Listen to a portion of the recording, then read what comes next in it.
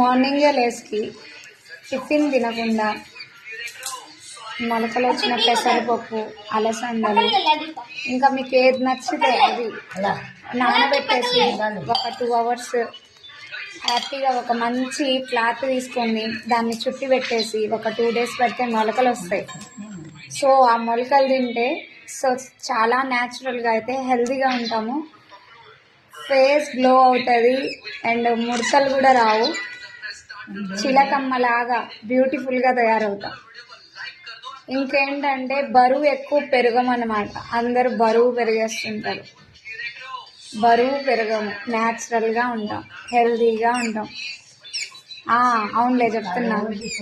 So ఏంటంటే ఈ విధంగా అయితే బాదం పప్పులు కూడా తినండి, జుట్టు బాగా పెరుగుతుంది.